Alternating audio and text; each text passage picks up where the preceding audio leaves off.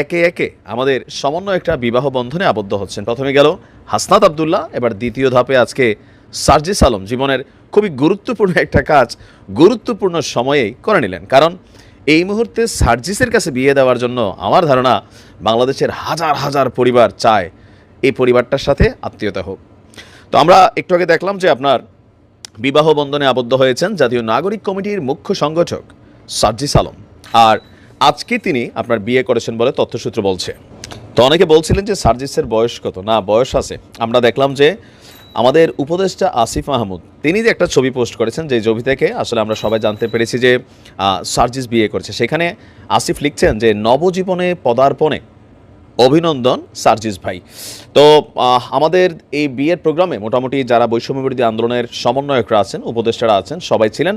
তো পাত্রী আসলে কে, এই মুহূর্তে প্রশ্ন।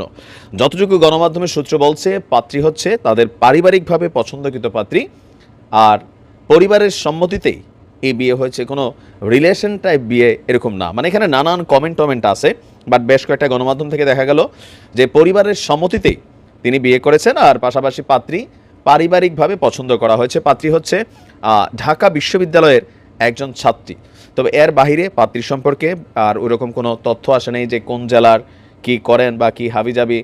আর ইতিমধ্যে যে ছবি টবিগুলো আপনারা অনেকগুলো দেখছেন, তো কোনটা যে আসলে সঠিক কোনটা যে ভুল এই মুহূর্তে সেটাও বলার সুযোগ নেই, কারণ এডিটিংয়ের যুগ চলে, এআই এডিটিংয়ের যুগ চলে।